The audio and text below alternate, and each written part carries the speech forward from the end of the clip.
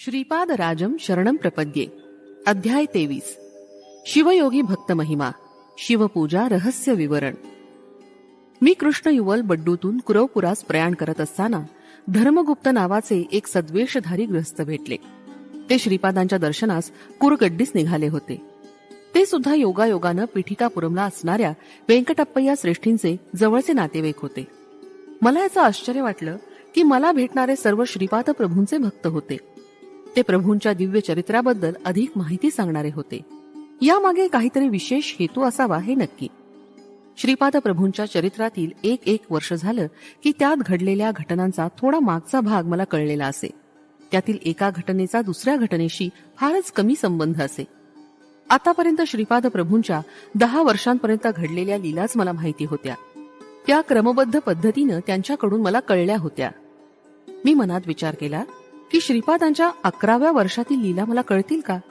श्रीपाद प्रभू क्षण क्षण लीला विहारी आहेत. श्री धर्मगुप्त म्हणाले, अरे शंकर भट्टा, मी शिवभक्त आहे.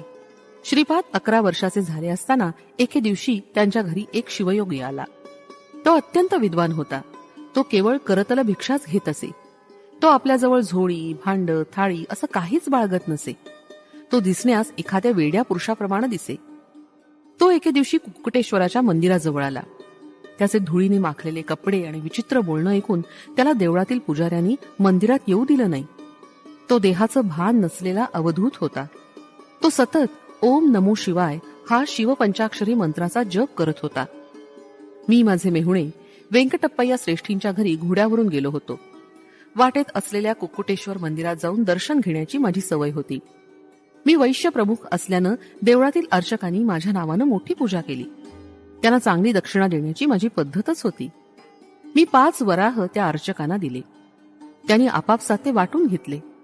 देवळातील अर्चकांनी मला त्यांची आर्थिक परिस्थिती, त्यांचे अनेक कष्ट याविषयी सांगितलं आणि सनातन धर्माच्या रक्षणासाठी तुमच्यासारख्या सदाचारी शिष्याची अत्यंत आवश्यकता आहे असं ते म्हणाले. तेवढ्यात बाहेर आलेला शिवयोगी आत आला. त्याबरोबर 2 नागसर्पही आत आले. ते पाहून अर्चकांच्या तोंडाचं पाणी पळालं. शिवयोगी म्हणाले, अहो अर्चक स्वामी, तुम्ही घाबरू नका. ही शिवाची आभूषणं आहेत.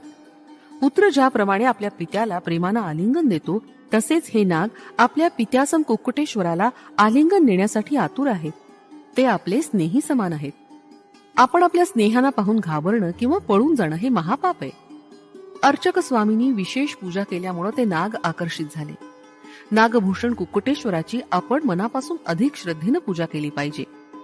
रुद्राध्यायातील नमक आणि चमक सुस्वरात म्हणून रागयुक्त शिवाची भजनं म्हटली पाहिजे. अर्चक स्वामी तिथंच बसून होते. मंदिरात येणाऱ्या भक्तगणात कोणी धनवान होतं, तर काही भक्त साधारण गरीब होते. विशेष धन दान देणाऱ्या भक्तांची अर्चक स्वामी अधिक आत्मीयतेनं भाषण करीत. या अर्चकांमध्ये पिठिकापुरममधील सूर्यचंद्र शास्त्री नावाचा एक चांगलं अनुष्ठान करणारा पंडित होता. त्याला श्रीपाद प्रभूंबद्दल भक्तिप्रेम होतं. तो श्रीपाद प्रभूंचं स्मरण करून नमक चमक सुस्वरात आणि रागयुक्त आलाप गात म्हणत असे. तिथे आलेल्या नागांना त्याचं गाणं आवडलं होतं. ते सुद्धा आपले फणे हलवत आपला आनंद प्रकट करत होते. शिवयोग्याला घेऊन सूर्यचंद्र शास्त्री बापनार्युलूंच्या घरी आले. तिथं त्यांना संतृप्तिकर भोजन करवलं आणि श्रीपाद प्रभूंचं दर्शन घडवलं. श्रीपाद प्रभूंनी त्यांना शिवशक्ती स्वरूपात दर्शन दिलं. त्या दिव्य दर्शनानं तो शिवयोगी एवढा आनंदित झाला की त्याला समाधी स्थिती प्राप्त झाली. अशा अवस्थेत तो 3 दिवस होता. त्यानंतर श्रीपादांनी आपल्या दिव्य हस्तानी त्याला जेवू घातलं. श्रीपाद म्हणाले, ए मुला, सनातन धर्मात सांगितल्याप्रमाणे आपलं जीवन व्यतीत करून संसार तरून जा. पुराणात विषयांच्या कल्पना किंवा असत्य असं काही नसतं. त्यातला सामान्य अर्थ वेगळा असतो आणि गूढ रहस्यात्मक अर्थ हा वेगळाच असतो. अनुष्ठान करणाऱ्या साधकास त्यातील अंतर अर्थ आणि गूढ रहस्य अंतःकरणात स्फुरतं. भूतकारकांना चंद्र सूर्यात सूर्य परमात्म्याचं प्रतीक आणि चंद्र मनाचं प्रतीक वाटतं. चितस्वरूप तेजस मनोरूप असणाऱ्यांना चंद्राशिवाय सृष्टिकार्य चालत नाही असं वाटतं.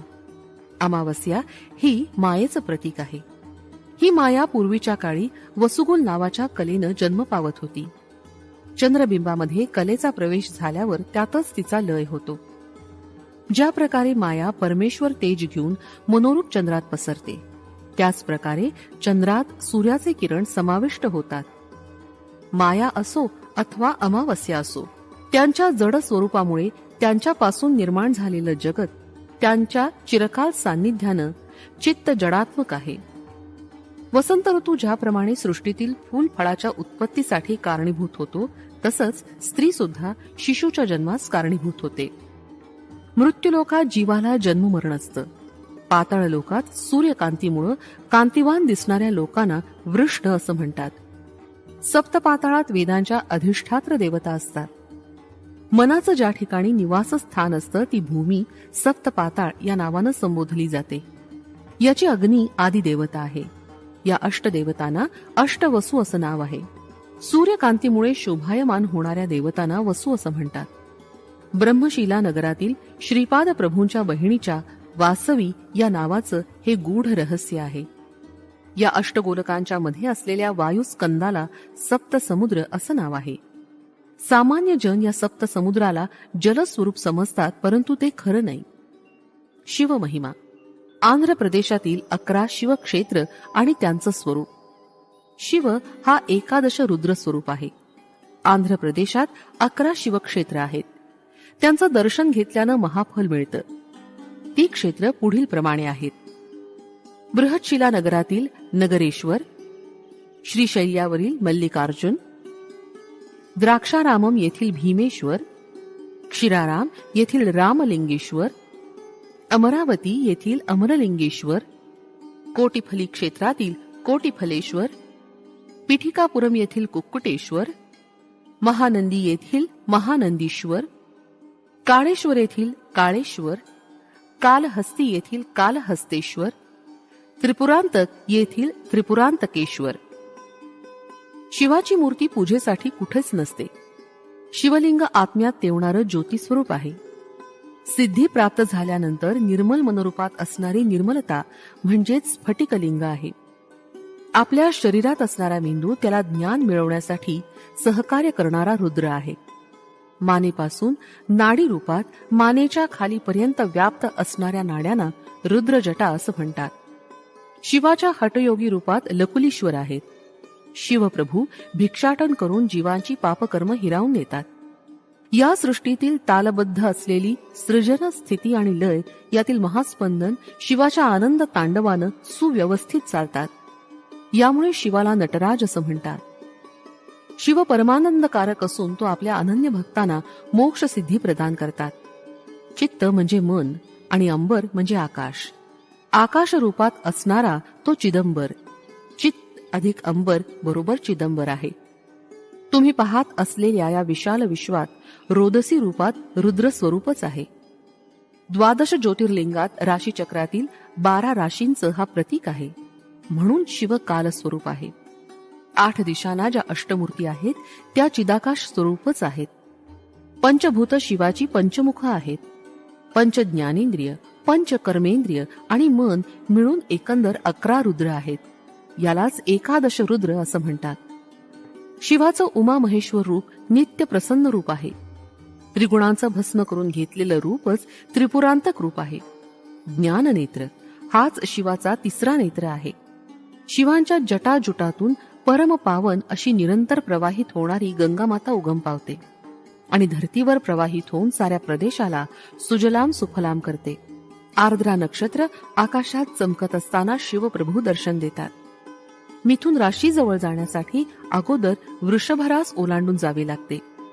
ही वृषभरास नंदीश्वराचं प्रतीक आहे. तो धर्मस्वरूप आहे. 2 भुवयांमधील पेटणारी ज्योती म्हणजेच लाल चंद्रकळा.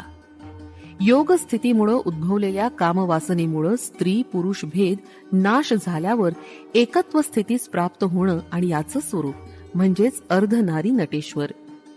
लिंग म्हणजे स्थूल शरीरात आत लपून असलेलं लिंग शरीर. हे ज्योती स्वरूपात विलसत असतं असं वेद सांगतात. शिवपूजा रहस्य अनुष्ठान केल्यानं किंवा गुरुकटाक्ष असेल तरच समजतं. भौतिक रूपातील पिठापूर जसं आहे तसंच ज्योतिर्मय स्वरूप असलेलं स्वर्ण पिठापूर एक आहे. त्याला आणि श्रीपाद प्रभूंना जो निरंतर भजतो किंवा स्मरण करतो तो ज्ञानी भक्त श्रीपादांना जाणू शकतो. तो कितीही दूर असला तरी स्वर्णपीठिकापुरातच वास करतो. अशा भक्ताला श्रीपाद प्रभू अत्यंत सुलभप्राय असतात. भौतिक पीठिकापुरममधील कुक्कुटेश्वर मंदिरातील अर्चक स्वामी प्रमदगणांचे अंश रूपानं जन्माला आले होते. भूतप्रेत पिशाचादी महागण अनेक असतात. योगाभ्यास करणारे आणि श्रीपाद प्रभूंची आराधना करणारे भक्त त्या त्या भूतप्रेतांना रोखून ठेवतात. हे सर्व अडथळे दूर करून जे भक्त श्रीपाद प्रभूंना येऊन भेटतात ते धन्य होतात. श्रीपाद प्रभू म्हणाले, माझ्या आजोळच्या घराच्या अंगणात एक मोठं संस्थान होणार आहे. असं अनेक वेळा मी सांगत आलोय. माझा संकल्प अमोघ आहे. मुंग्या जशा अगणित संख्येत असतात तसे माझे भक्त लक्षानुलक्ष आहेत. योगीगण माझ्या संस्थानाचं धर्मपालन योग्य रीतीनं करतील. कोण, किती जण, कुठून, केव्हा, कशा प्रकारे येणार हे मीच ठरवतो. पीठिकापूर इथं वास्तव्य केल्यावर श्रीपादांच्या संस्थानाचं दर्शन सर्वांनी केलंच पाहिजे. माझा अनुग्रह जे योग्य शिष्य आहेत त्यांनाच होईल. त्यांच्यावर मी अमृतवृष्टी करेन. अयोग्य व्यक्तीला माझं दर्शन मृगजळासारखं वाटेल. श्रीपाद श्रीवल्लभांचा जय जयकार असो. फलश्रुती ऐश्वर्य प्राप्ती.